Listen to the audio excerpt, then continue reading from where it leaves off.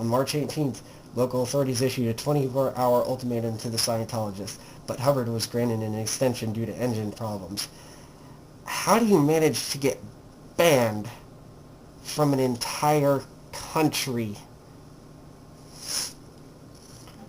The expulsion order was the result of mounting pressure from American, British, and Australian diplomats to examine the activities of the Apollo occupants. Most of the occupants were American, some were British, Australian, and South African.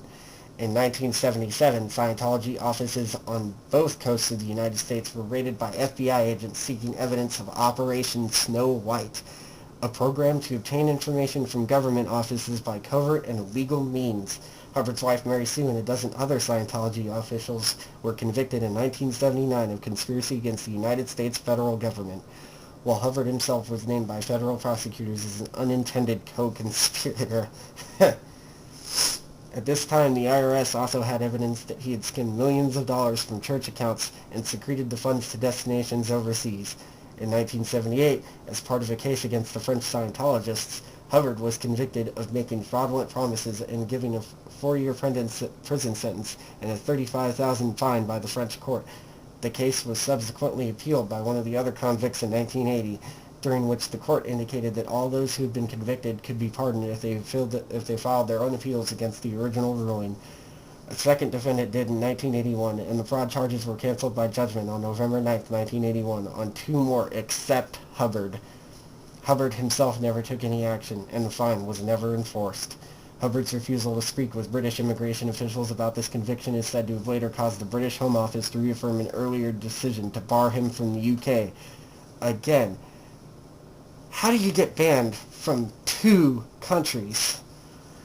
In 1989, however, the then Home Office Minister of State, Tim Renton, confirmed in writing that from 1980 until the date of his death, Hubbard had been free to apply for entry into the United Kingdom under the ordinary immigration rules, and that any ban had been lifted on July 16, 1980. The accuracy of Hubbard's self-representations were challenged in court during the 1984 custodial case of a Scientologist and his former wife about 2 of their children. The judgment of the High Court of London Family Division quotes the opinion of Justice Lately that Scientology is dangerous, immoral, sinister, and corrupt, and has its real objective money and power for Mr. Hubbard. According to 1965 report of the Board of Inquiry into Scientology in the Australian state of Victoria, Hubbard falsely claimed scientific and other credentials, and his sanity was to be gravely doubted. The report concluded that while Hubbard's followers are taught that they are entitled to question the beliefs, they are conditioned to believe that the teachings are correct. It also notes that Hubbard's claims of finding a cure for atomic radiation is unsupported by evidence.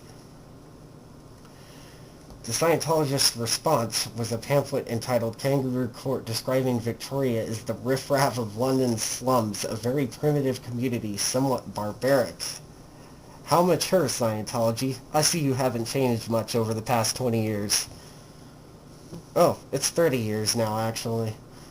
In July 1968, Hubbard revised this definition to a somewhat milder wording: enemy, suppressive person, order. Oh shit, I skipped ahead a paragraph, excuse me. Fair game was introduced by Hubbard as a policy against people or groups that actively seeks to suppress or damage Scientology or Scientologists by suppressive acts. He defined it as enemy, SP, order, fair game, may be deprived of property or injured by any means by any Scientologist without any discipline to the Scientologist, may be tricked, sued, lied to, or destroyed. In July 1968, Hubbard revised this definition to a somewhat milder wording: enemy, suppressive person, order, may not be communicated with by anyone except an ethics officer, master at arms, a hearing officer, or board or committee, may be restrained or imprisoned, may not be protected by any rules or laws of the group he sought to injure, as he sought to destroy or bar fair practices for others, may not be trained or processed or admitted to any org. The use of the expression fair game was canceled altogether in October 1968, with Hubbard stating that the practice of declaring people fair game will cease. Fair game may not appear on any ethics order. It causes bad public relations. This field does not cancel any policy on the treatment or handling of an SP.